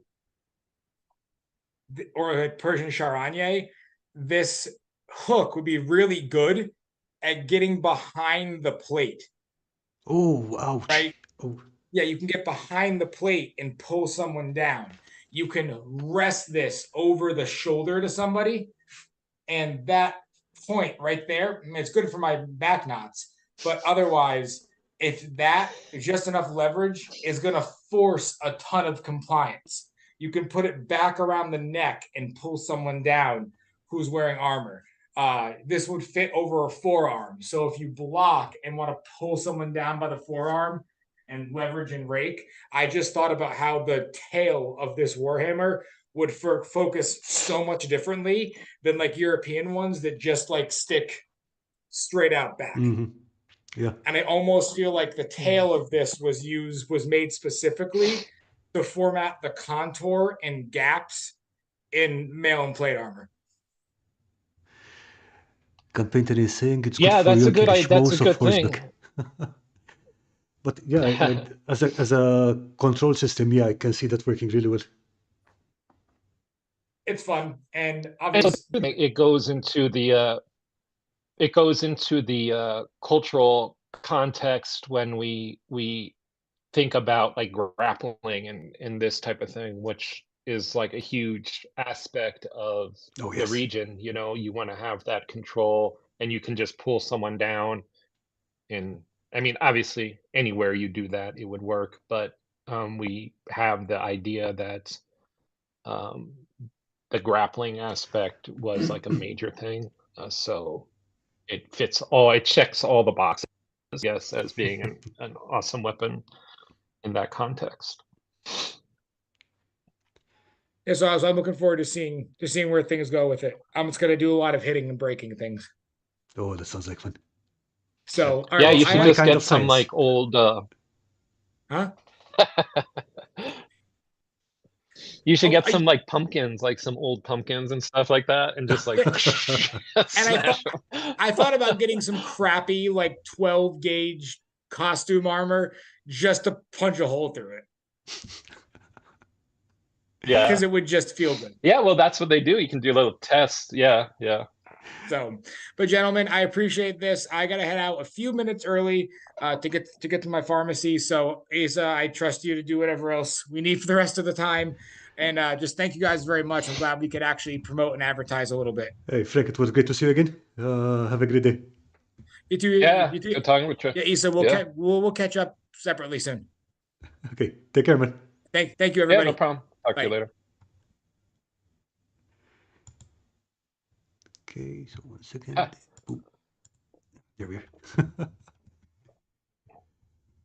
Oh, so that's a lot of weapons you're playing around with. And I've been looking forward to see how that Yeah, it's kind of research like comes up. going. Yeah, it's kind of going in like kind of interesting directions, I guess. This one guy, he lives here in Minneapolis. He has a Mhm. whole lot of Indian weapons, and it's kind of interesting because he's like into learning them and trying to figure out how to use them as well. But I think that like I really want to delve into more the Ottoman type stuff because I'm really into like Harnischfechten, and now like my armor is like complete for Harnischfechten, so I would like to do like Harnischfechten tournaments Okay, and just for the people at kind of home, like Harnischfechten is armored combat. yeah. Um, so it's armored combat with like the intent like you're trying to like bypass the person's armor, I guess you can say, and Yeah. like get a point into like their mail or something like this. Um, and I would really like to explore how the Ottoman armor works in that manner, like really like how Ottoman armor works, and pair that with like the weapons and the context and the reason why the armor's like developed the way it has. And I would imagine that it somehow, I mean, the style of fighting is somehow reflective in the culture's armor. So that's kind of like what I'm trying to explore now and figure out like, okay, like this is like how you would use, and even like, would you use a shamshir? Like, I kind of think that you would half sword with a shamshir. I mean, I don't see like why that wouldn't be a thing once you got close to someone, you know. It would be easily to do, and you have like the hook, so you can like easily like hook someone pretty quickly. And in like the confined space that the curve of the blade allows you to move like this. Obviously, if there's like steel, that's not going to do anything. But if you pressed them against their neck or something and did something like that. Yeah, I mean, So these are kind of like now I was saying if you can push them enough, then you force compliance, and you still got throws, you've still got, you've got options. yeah, exactly. Yeah. So I think that these are things that we don't see being done anyway, especially with like a saber of sorts. And our saber, not our meaning like us here, but in general, like the community saber is very late period, like military unarmored saber fighting. Like Polish saber, and it's like late period, not armored combat. So I would really like to see us go in a direction of how these weapons are used with armor in that context, and being more like Middle Ages and like medieval time, as opposed to like when they started wearing less armor and doing more like saber dueling type of thing. Yeah. So, do you find many sources, any sources for Ottoman fighting styles? Because I know I had looked into it briefly several years ago, and there was literally no translation of any sources that I could find, and I couldn't even find Yeah, reference to there's untranslated ones. yeah, I mean I know this guy, he lives here, his name's Parker. He uh started translating a Janissary manuscript. Oh, He lived in Turkey for a while, so he learned how to speak Turkish, and he's been working on that. He gave me a copy of it, and we've done stuff together with it, but um, that's pretty much, really the only thing I've seen in English. I'm assuming there's probably, if I was able to speak old Turkish, I can go to like Turkey and dig up some it would make things a lot easier, wouldn't it? manuscripts. Yeah, but that's it. So a lot of it is like, I guess I wanted to mention this too.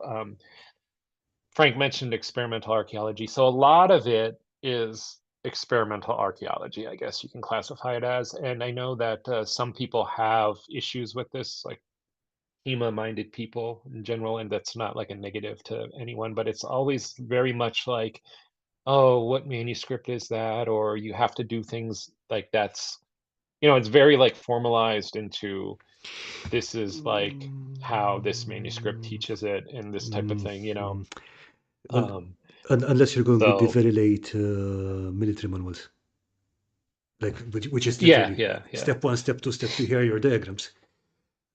If you look at the older yeah. there's still a lot of interpretation there. You have to interpret, and I have my And opinion. that's He what I has his think too. opinion. You have your Yeah. opinion. So yeah, you still need to experiment. Yeah. And also too, like when you look at the early manuals, that's not like something the student had.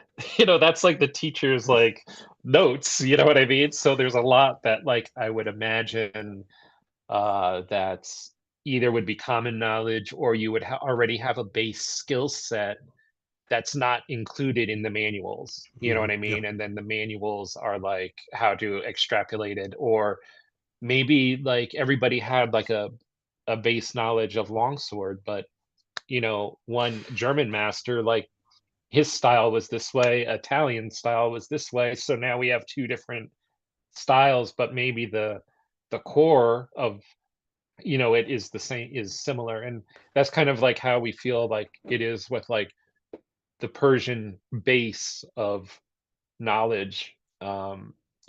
Is that the core, and then it like kind of spreads out farther, so. But to answer your question, like manuals are always hard to find, especially translated into English. And um, so a lot of it is like, I think I have enough knowledge of using I'm not in any way saying I'm some like great swordsman, but really since like 2015 I haven't used a straight sword. So I think that like I have enough a basic knowledge of how a curved sword works that I can extrapolate like deeper ideas on how you might have been using it, and if we're in armor and this is the sword that you have, how would they have used it to bypass this level of protection, or this defense or counter or whatever. And because there's the lack of, I don't want to say lack of manuscripts because I'm sure there are out there, but say like lack of translated manuscripts is one of the reasons why I was like, okay, maybe I should then learn like the Zerkane, because that was essentially them training on how to use the Yeah. weapons, and that might give me like some further understanding or context of like, okay, this is how they move, this is what they trained with, so let me try to start doing this stuff with the weapons, So it's like because a essentially that's what they're separate training with, or training for. cultural evidence for the for how the weapon was used. Is like you're picking up data from different sources. But again, for the people at home, would you Correct, like to yeah, that's what I think. for the people at home, would you like to explain the Zurkhan, because that's a really interesting system. Yeah, so it is like basically Persian training, I guess it would be like. So there are It's there's multiple aspects of it. kind of like a gym, but not but there's more layers than that. Yeah. Yeah, so it's like a gym, and what you'll have is you'll have all the people training, and you'll have a guy on a drum, right? And the guy on the drum is technically the highest level practitioner in that Zerkane, So he's like the senior person. So now he's kind of leading it. So he'll have a drum. He's like drumming and he's doing kind of like keeping a cadence. And then there's the people who are um, training with these variant things. So one is the meal. So like here's like the meal I'm training with now. So um, the meals come in different weights. This is I think this was like 2.5 kilos, maybe this one. So when you get the meals in pairs, it'll be like a 4 kilo meal, but it's actually like two kilogram meals. And then there's like the Shana, which is a push-up board. I'll just grab it here. Use this to um,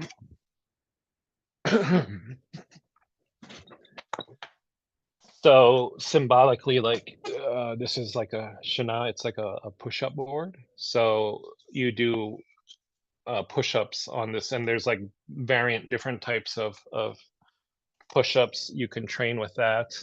And then there's also like forms of cardio, and then there's further things that I'm not at yet, like so like the Zang is what I'm doing is I'm not at the Zang.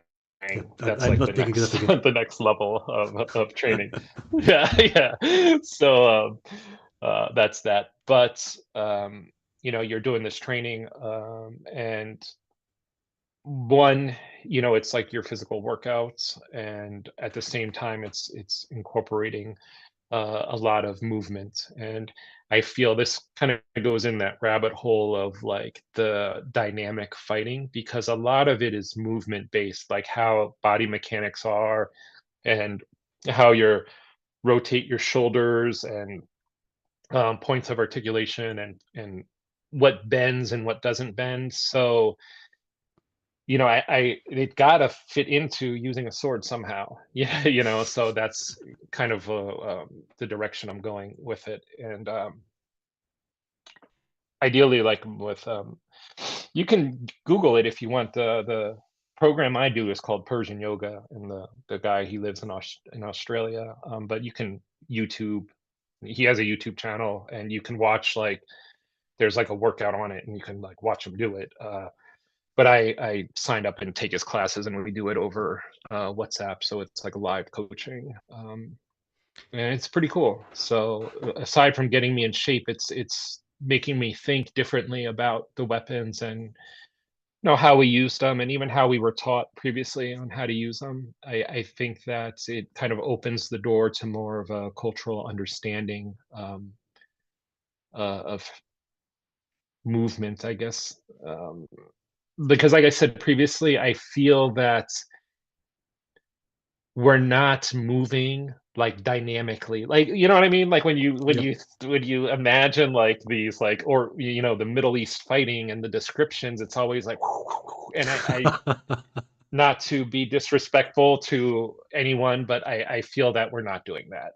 Even in armored combat, I get that armored combat we would have, not so much that, but I still feel that we're kind of still um not like Persian, I guess, or not, Ottoman or whatever you want to call it. We're not Middle Eastern. We're still kind of like, we kind of like morphed European ideas and superimposed them onto Middle Eastern weapons, as opposed to starting from like the Middle East and like going that way. You know what I mean? Yeah, not counting, not considering the fact that we're doing it with 20th century bodies.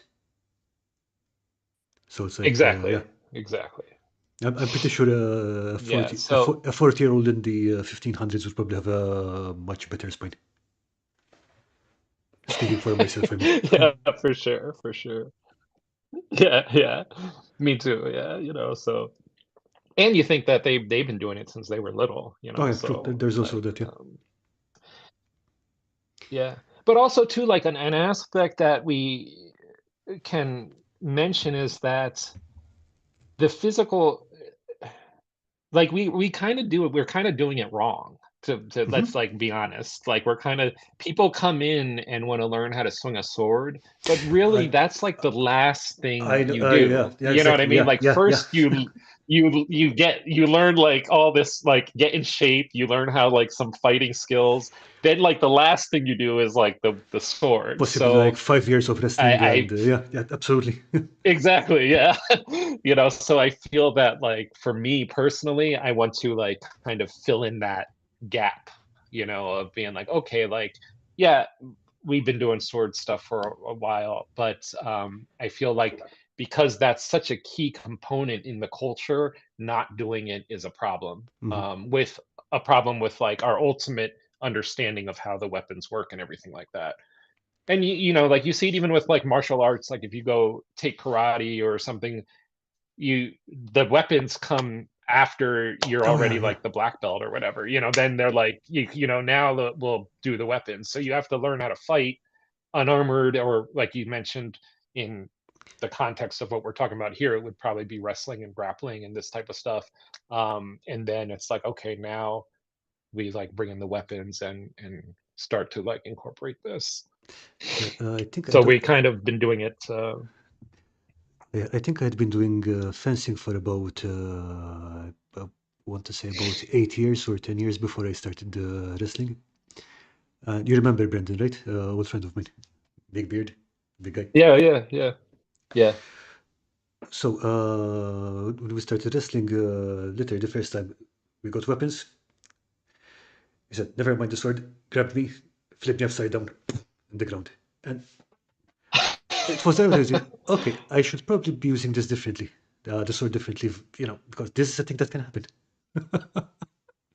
Exactly. Yeah, So yeah, it yeah. does change your way of And I think that's the looking issue. at things. Yeah, Yeah. yeah.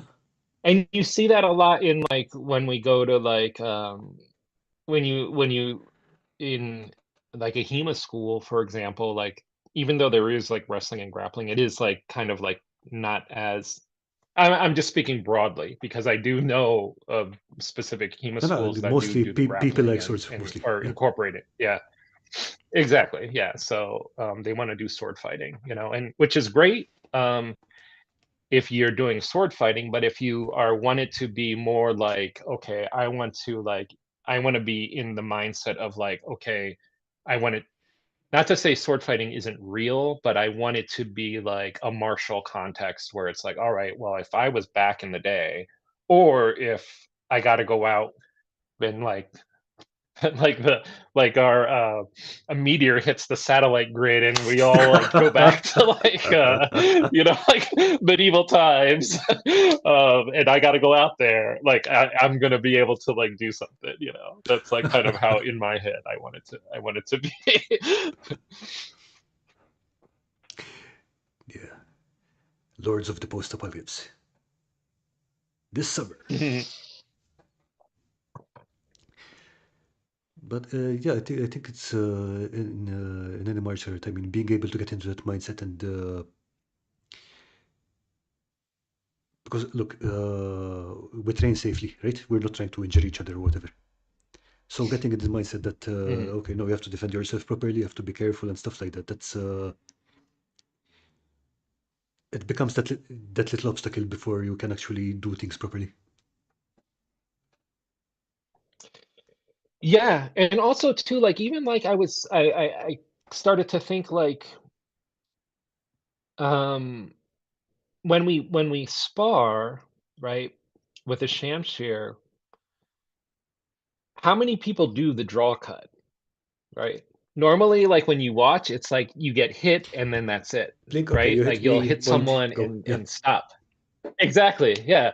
But are we not even like then like doing a disservice to the weapon, because even if you hit someone in your sparring, you can still do the draw, So in reality, you're not going to stop. Like you're not just going to hit someone and stop. You're going to cut them. So I think like there's a lot of things that like we do or have been doing that if we then translate it to okay, we're going to actually fight with like sharp weapons, I think might be detrimental because we might have been like doing it wrong, like it just by like not training in that manner. just training wrong habits kind of thing. Yeah, exactly. Yeah. So something that I want to do is more incorporate like full like cuts. And I think like, like this all plays together into like not that I guess we were doing it wrong before, but it was just like lack of understanding. And the more knowledge that we have, the more we can like, extrapolate like, okay, well, this would make sense. You know what I mean? Like if we, why don't we do this? And obviously skill level too, like as we get better, we can then do different things and understand how the weapons work more and this type of thing. So yeah, that's pretty much, I guess that falls into like the you know experimental archaeology, and we don't really have any manuscript that says do this, but when you kind of like put yourself in the mindset, it's like, okay, well, for me to actually like do like effectively like cause a wound to this person, me just hitting them like this, yeah, you'll cut them that way, but that's different than like like cutting their hand off. Yeah, you know I mean, if you so go I to don't know. yeah, I think that if you just I hit them think and these make are them things angry, that, it's not a good survival strategy. yeah, so that's kind of like the direction that me personally I'm going. And I'm kind of like introducing that with Frank and everybody else too. It's kind of like, let's try to like morph into this mindset of like, all right, like would this work in a practical situation?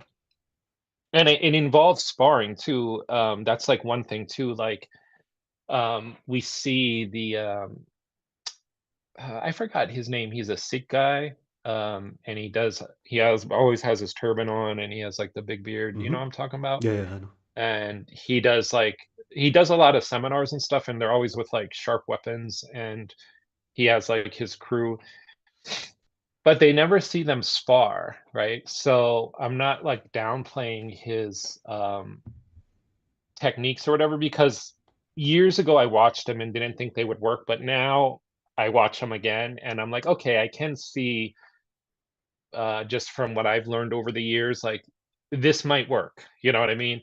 But there's no like hard.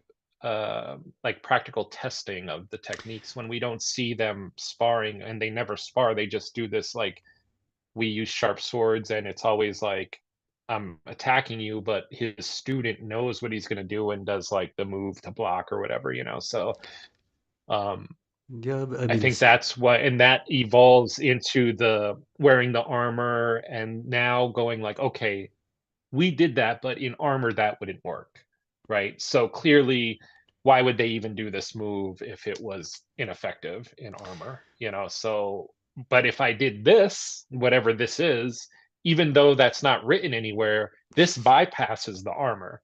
Yeah, you know, okay. so Still, I mean, the you know, concept of not all sparring right, well, is a bit alien to me because it's like, A, if you're not testing it, then it's not good science.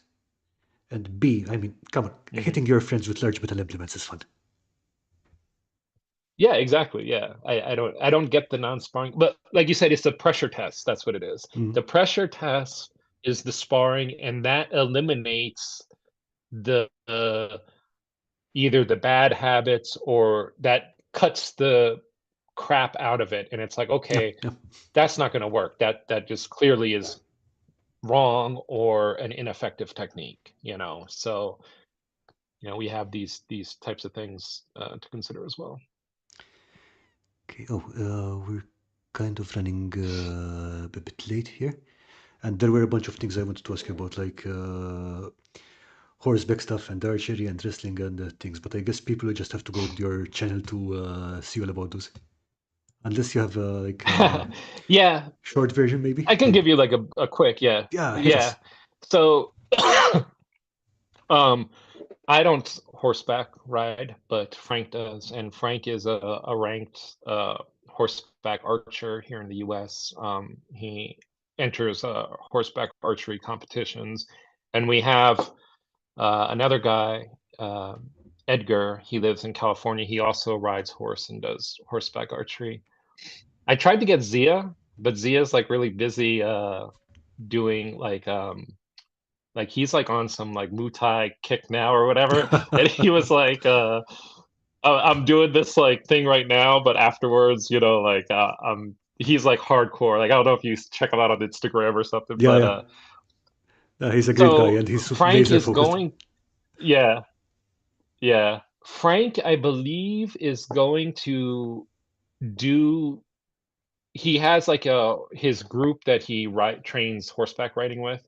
He kind of does like little seminars with them, and I believe he is planning on doing like how to strike from a horseback. I think he said he's going to do it at something next year, something that he's going to, and he's going to like use a chair and maybe flip the chair around so that the back of the chair would be like the horse's head, so everyone can sit on a chair and you swing and learn how to swing. So if you're on horseback, you're not going to like hit the horse's head. You know, there's like a style of there's a method of fighting from a horse Yep, that you that does can't not swing involve this way chopping. because Yes, the exactly. horse's head is right there. Yeah. You know, Yeah, so I had we are going in that direction as well. I was in a seminar last year, which was cavalry saber, yeah, and but we had to carry the chairs. So literally again, same thing, carrying the chairs in front of us and not hitting the chairs. Yeah.